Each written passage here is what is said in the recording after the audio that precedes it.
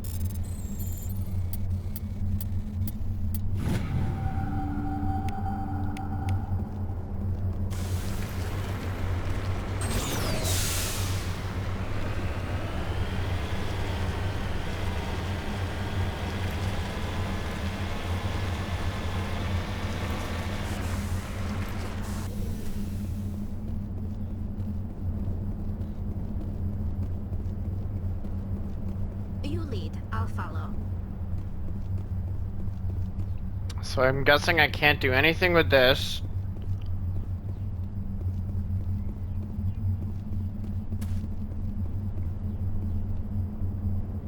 Why is the hazard slowly going up?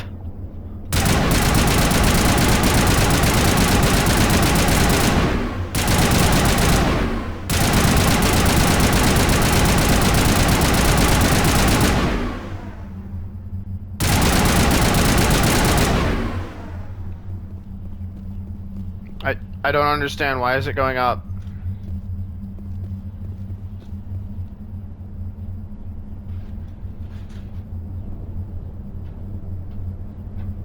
Why am I dying? Oh, because the planet is hot.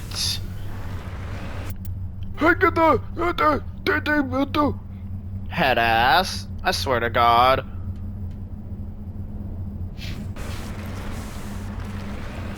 Does this count me as being in combat or something? Okay.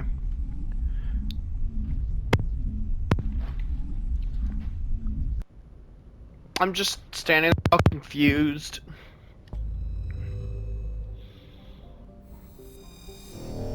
Alright, so it's not here. Which means it's gotta be here.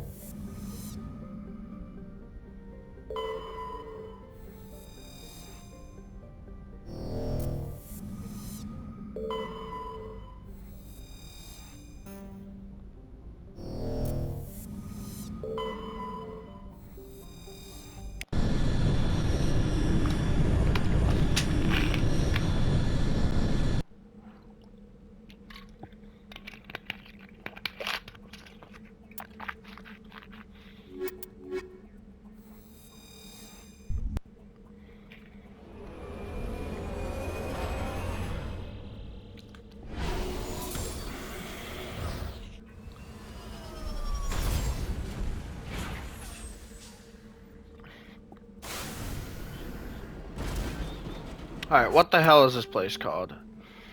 Tuntao.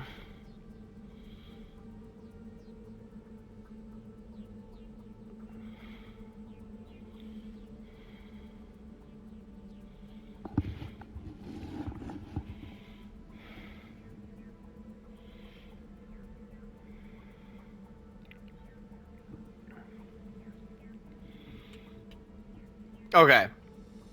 So the map says to start here and then go here and then work your way around. So I'm assuming the hidden structure is the last place to go to for the quest.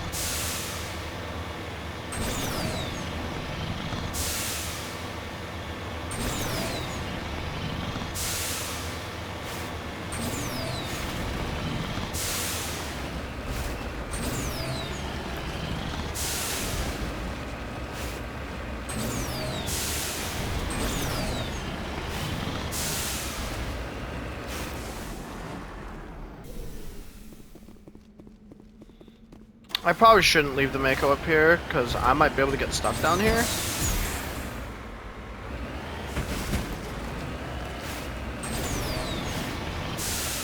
You need to turn back, Commander. You're going beyond the range of the operational area.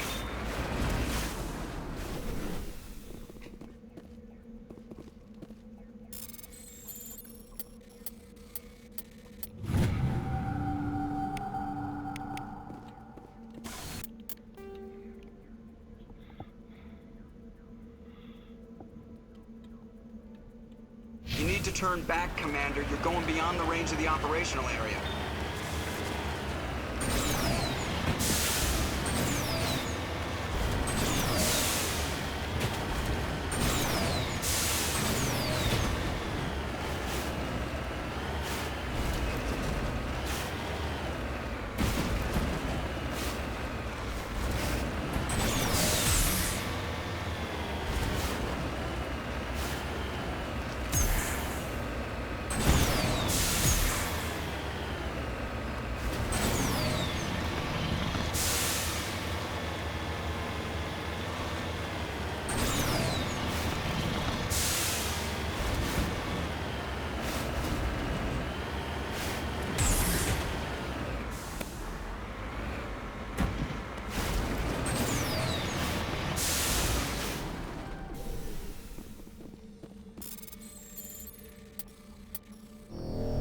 I pressed X.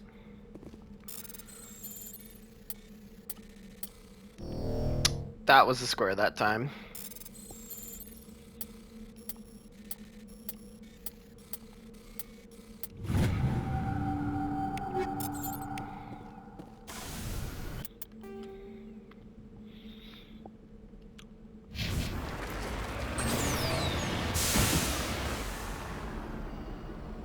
Why'd the screen shake? Probably because I was boosting.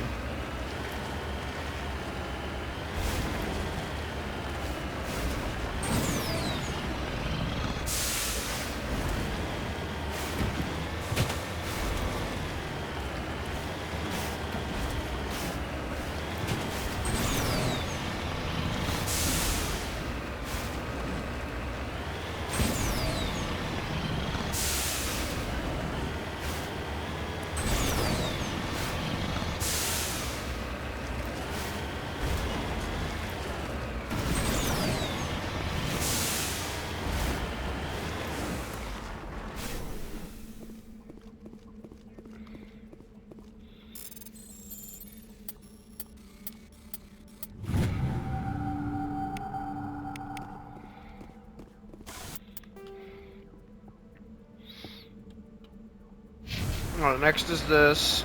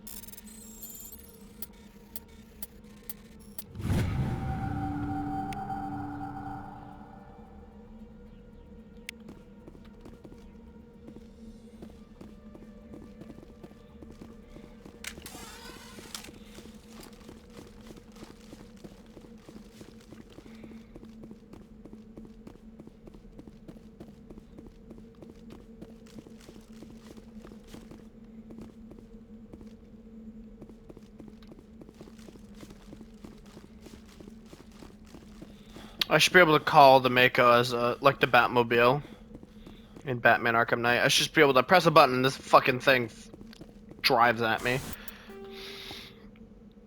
And next is finally this.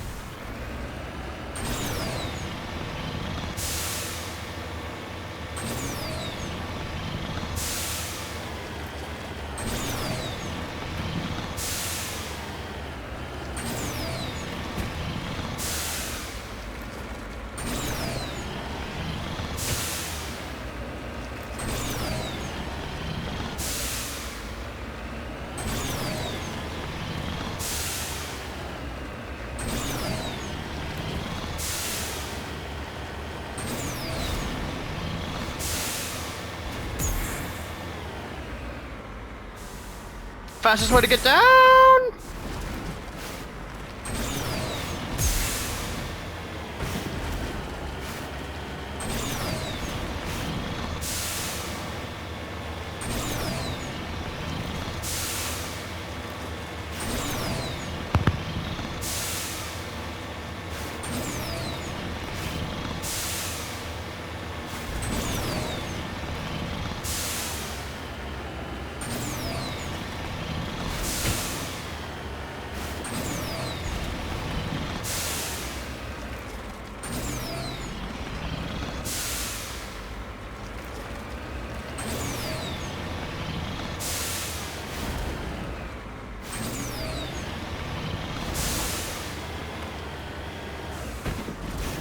Hi!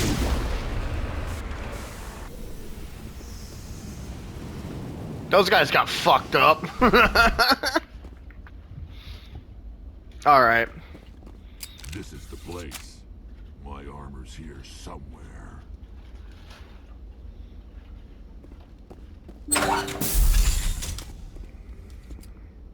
We'll find it, Rexy boy.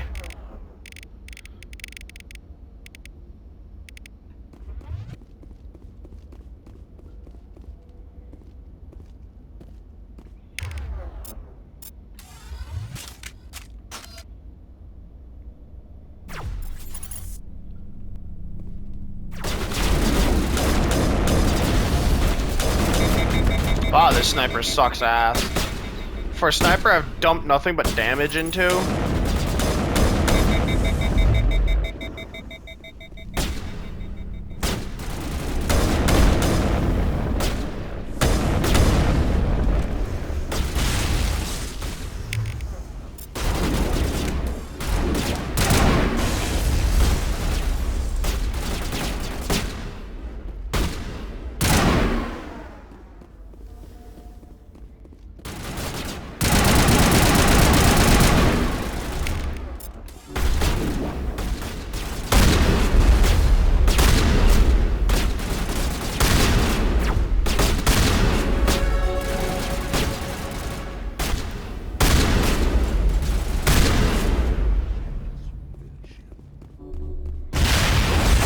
Holy shit.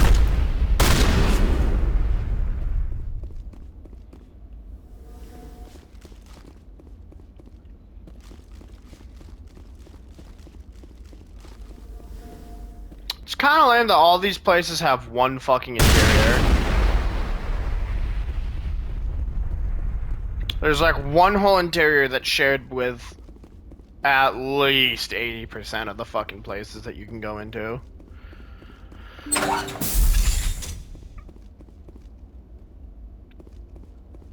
Wow, there's a lot of shit in here.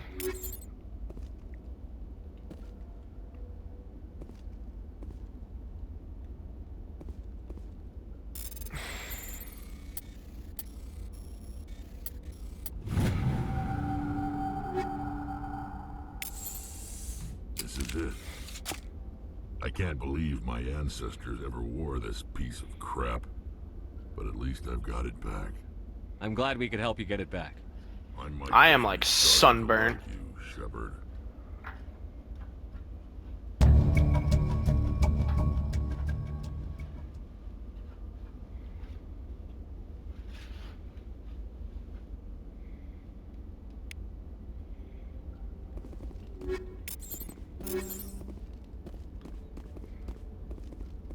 You lead, I'll follow. Let's get moving.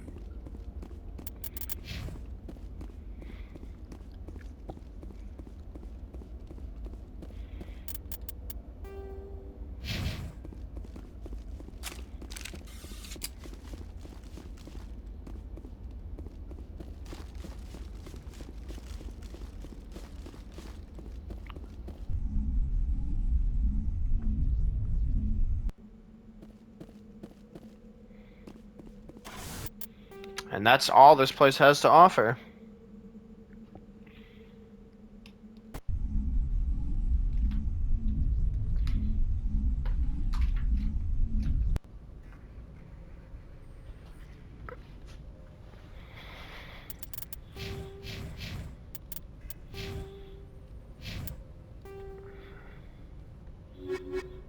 Uh-oh. Oh, never mind. This quest has been there forever.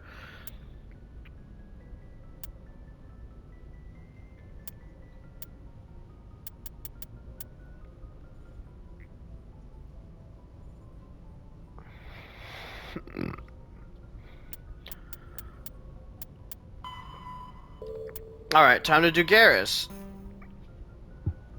Head to the Herschel system in the Kepler Verge.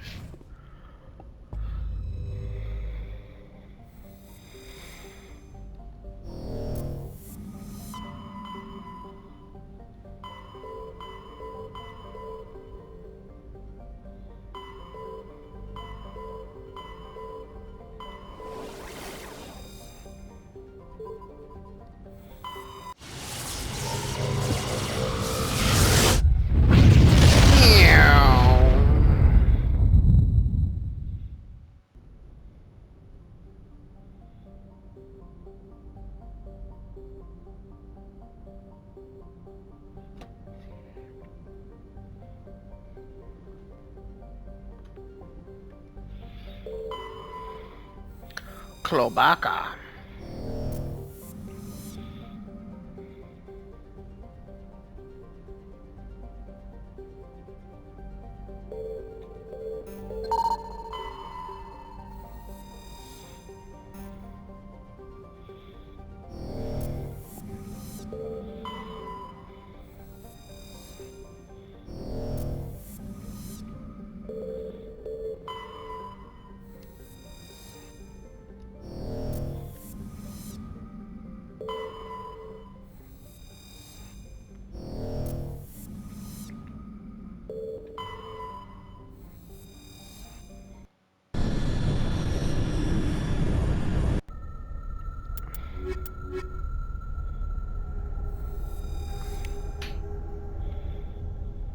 Garrus is like a whole foot tall. Oh, they are standing on stairs right now. He's a bit taller.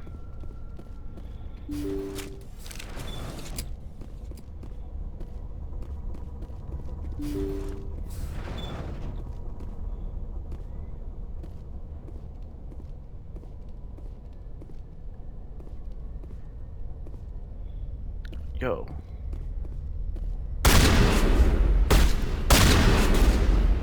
These things again?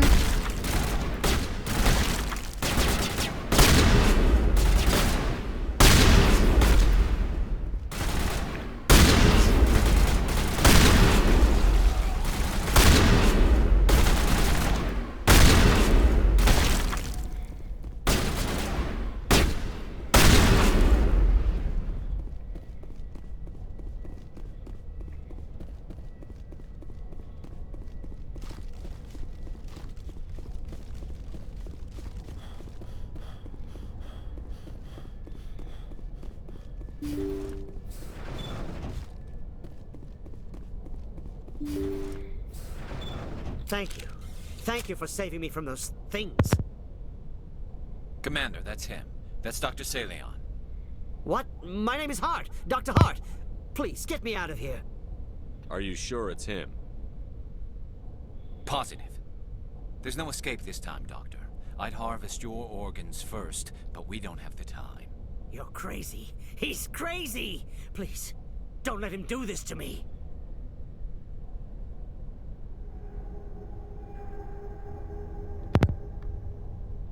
I'll give it to Garrus this one Put time. him out of his misery so we can get going. Gladly. Your days of butchering are over, Doctor. No! Please! Please!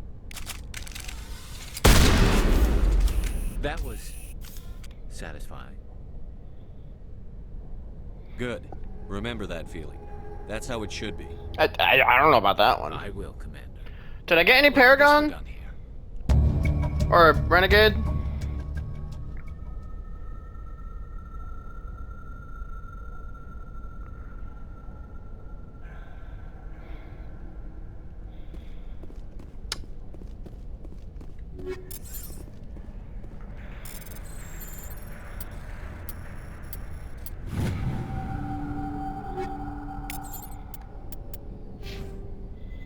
I don't think that gave me any Renegade.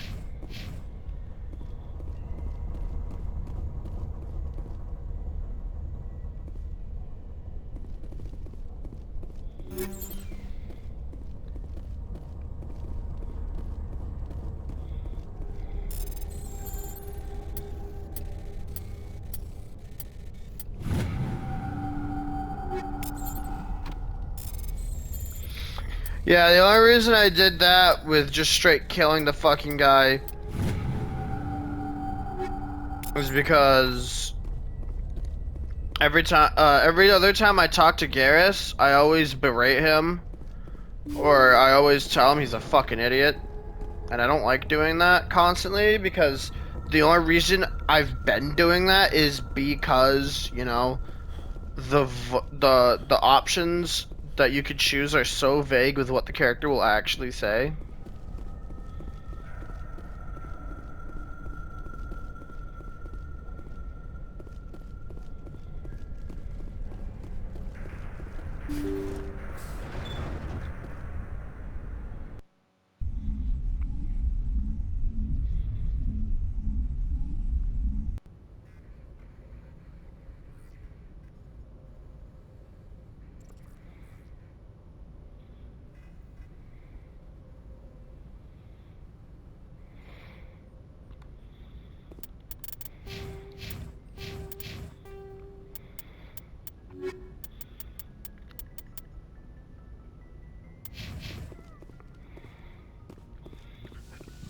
Can I head back down and talk to Rex again?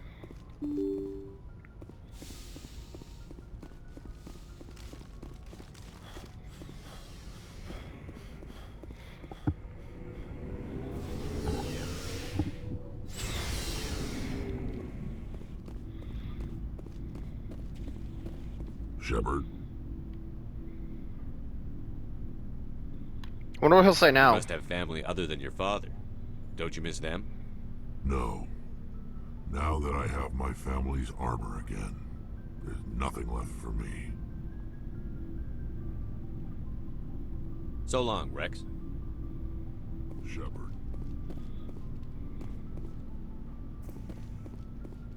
Commander, what can I do for you? Something bothering you? It's Saren. I'm starting to wonder whether we'll ever find him. He's always one step ahead of us, and he's got those damn Geth. We're getting close, Garrus. We'll find him. I wish I had your confidence. I just can't stand the thought of him getting away with everything he's done. I know you're doing everything you can, and if anyone can catch him, it's you, but if there's anything else I can do to help, anything, just tell me what you want me to do, and I'll do it. I understand your concern, but we'll find him. Just make sure you're ready to go when we do. Yes, sir. I'll be ready. Can I ask you something, Commander? What is it? Are you worried that the Council might be protecting Saren? Hell no. I mean, they were really dragging their heels before. What if we find him, bring him back to the Citadel, and they refuse to act?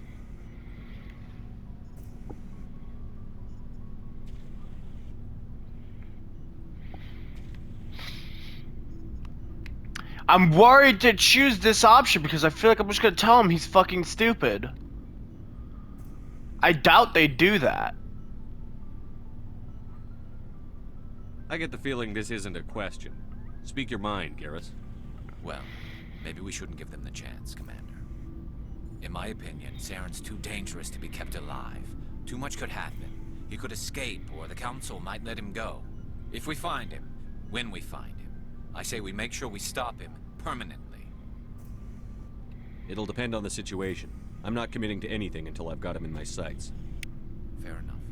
Either way, I'm right behind you, Commander.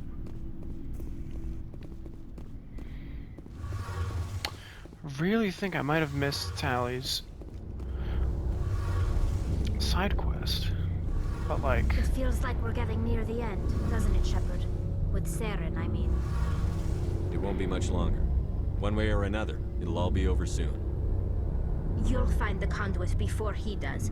I know you will. You have to.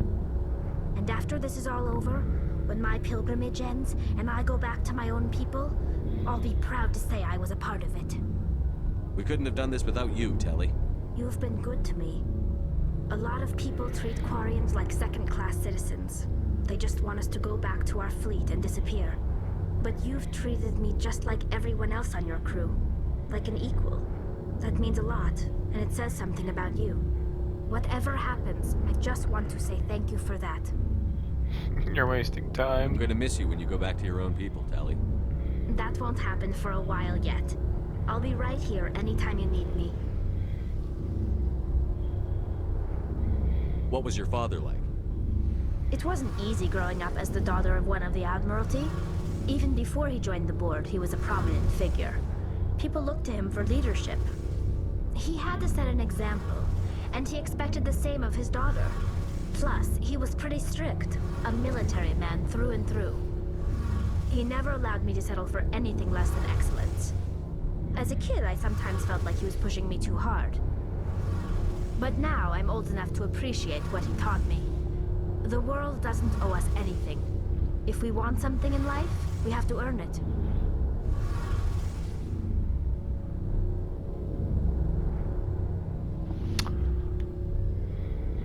Where was your mother in all this? Mother was around, but she always seemed to kind of blend into the background.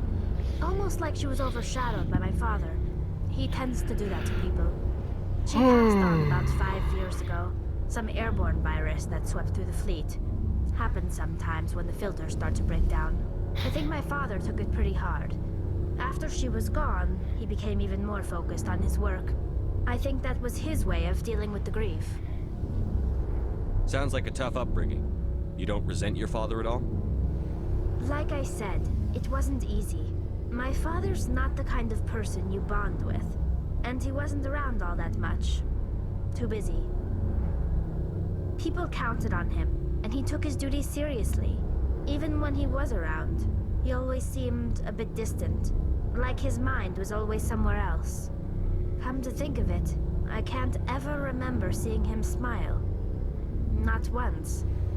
It's like he was always weighed down by all that responsibility. I mean, I know he cares about me, but he never really showed it. Not in the usual way. I guess the best thing I can say about my father is that I respect him. I want to talk about something else. Like what?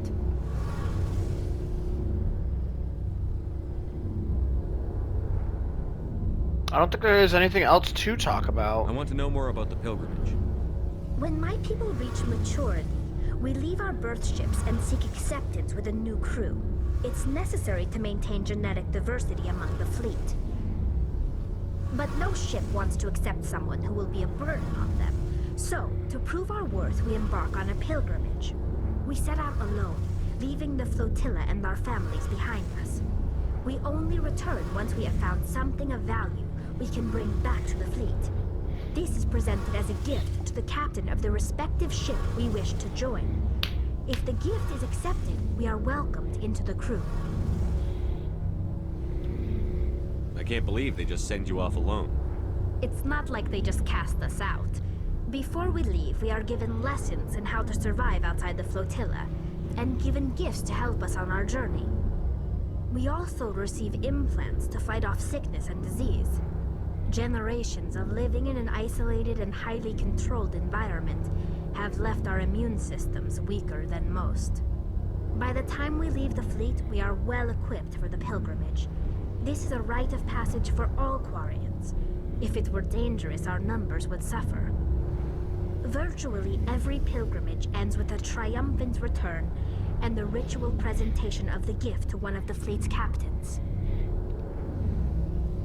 Can a captain choose to reject the gift? That doesn't happen often. Most captains are eager to increase the size of their crew. It increases their own standing in our society. Even when a gift is not particularly valuable, the captain usually accepts it out of a sense of tradition. However, there is a stigma to presenting a substandard gift. It's not the best way to make a good impression on a new community. Most pilgrims don't return until they find something worthwhile. I want to talk about something else. Okay. Like what? Tell me about your people. Our lives aren't easy. Resources are scarce, and we are constantly on the move. Everything we do must in some way contribute to the continuation of the migrant fleet. There are 17 million Quarians in the flotilla, and each of us relies on the others for survival. A bunch of The ants. bonds among my people are strong. Unfortunately, we have had to surrender many of the freedoms and civil liberties other species take for granted. What kind of freedoms? Well, it's illegal for parents to have more than one child. If our population grows too much, it would strain our resources to their breaking point. Of course, we also can't allow our numbers to become too few. If our population is in decline, the rule against single births is temporarily repealed. In extreme cases of population decline, incentives are even offered to encourage multiple births, though the Conclave hasn't had to take such measures in nearly a century. That's your government. Interesting. The Conclave is our civilian branch of government. Each ship can elect a representative to serve on the Conclave and make decisions that affect the fleet as a whole. On matters that affect an individual ship, however, the captain has the final say. It's a tradition that dates back to the early days, when the fleet was governed by martial law. Fortunately, most captains nowadays are smart enough to have an elected council from their crew to give them advice and guidance. So the ultimate power rests with elected officials. In practice, the Conclave and the respective council for each ship tend to set the rules that govern our daily lives. But in theory, we are still under military jurisdiction. The 5 top-ranking military officials in the fleet serve on the Admiralty Board. These 5 have the power to overrule any decision by the Conclave in case of emergency. To do so requires unanimous agreement among the Admiralty, and they can only do this once. After that, the entire board must resign their posts. It's a safeguard that served us well. In nearly 3 centuries, the Admiralty Board has only overruled the Conclave 4 times. Huh.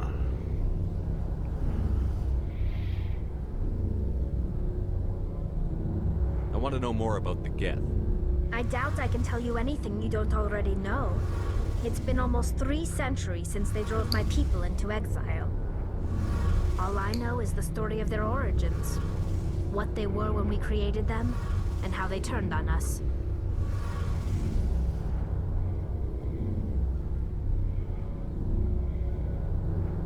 Interesting. The Geth were originally created to serve as an automated manual labor force. Initially, their intelligence was as limited as any VI. Over time, we made small modifications to their programming to allow them to perform more varied and complex tasks, bringing them closer and closer to true AI status. How come the Council didn't step in and stop you? This wasn't true AI research. We may have been skirting the bounds of the law, but we never did anything that was actually illegal. The changes were so insignificant, so gradual, that we were able to control them. Or so we thought. But one thing we underestimated was the power of the neural network. A million Geth thinking simultaneously created an inherently unstable matrix. Okay. What made them rebel? As we built more and more Geth, their effective intelligence became more sophisticated. So they have a hive abstract. mind. One day, a Geth began to ask its Quarian overseer questions about the nature of its existence. Am I alive? Why am I here? What is my purpose? As you can imagine, this caused a near panic among my people.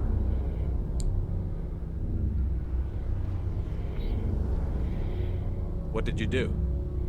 It was inevitable the newly sentient Geth would rebel against their situation. We knew they would rise up against us, so we acted first. A general order went out across all Quarian-controlled systems to permanently deactivate all Geth. The Geth responded to this order violently. You can't blame them for fighting for their survival. We had no other choice. The Geth were already on the verge of revolution. By acting quickly, we had a chance to end the war before it began. The hope was that most of the Geth would still be little more than machines, incapable of organized resistance. But they had progressed much further than anyone anticipated. The war was long and bloody. Millions upon millions of Quarians died at their hands. In the end, we were forced to flee our own homeworld. We feared the Geth would pursue us, but they never came beyond the Veil. Now we drift through space, exile searching for a way to reclaim what was once ours.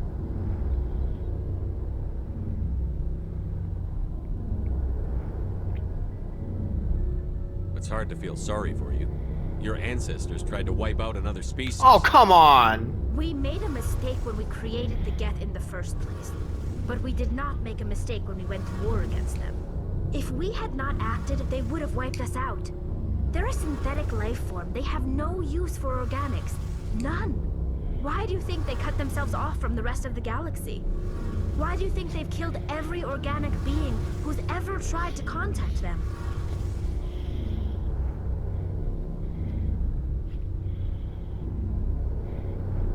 I didn't mean to offend you. I'm sorry. I didn't mean to get so worked up. Most Quarians tend to have pretty strong opinions about the Geth.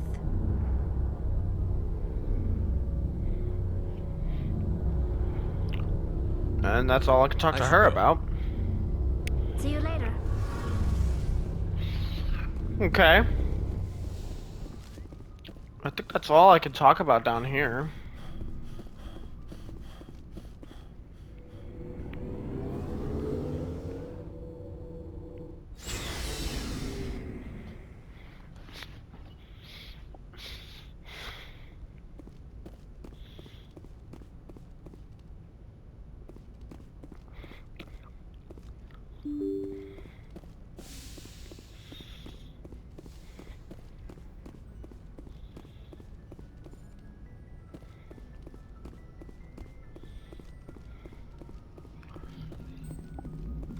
Anything you Commander, talk next about, time we Joker? touch down, let's try not to park the ship in a colony of mutant zombies. Just thinking out loud here.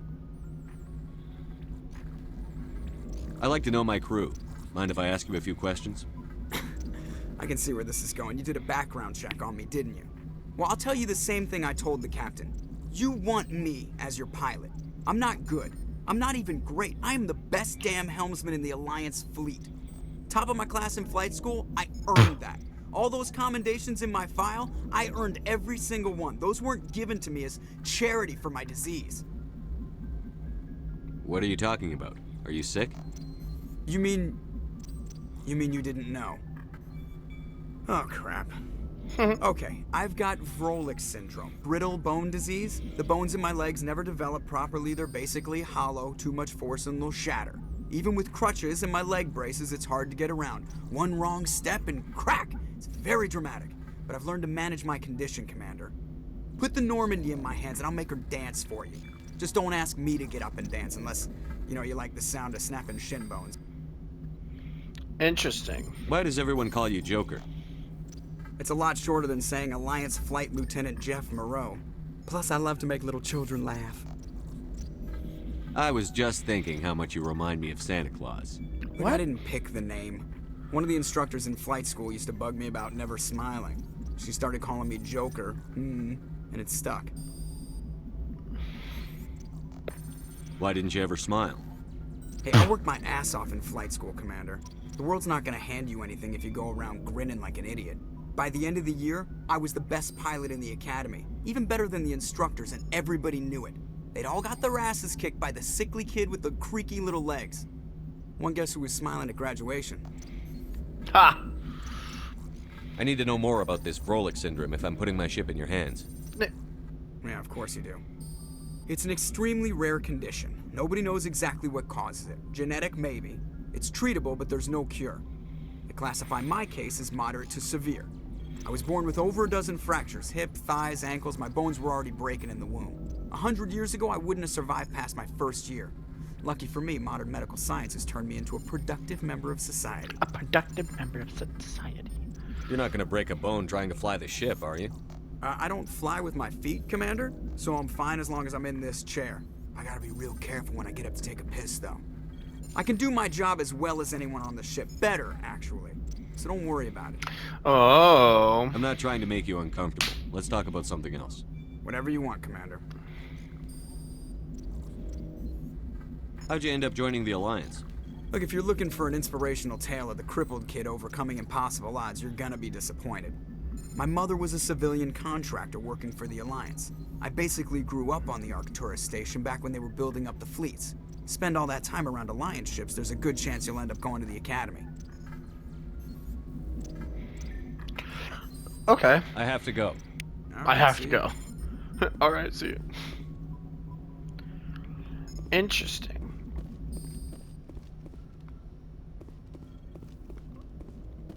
Alright, I've got 1 minute left. I'm gonna cut the video off here and start the next one. Have a nice day.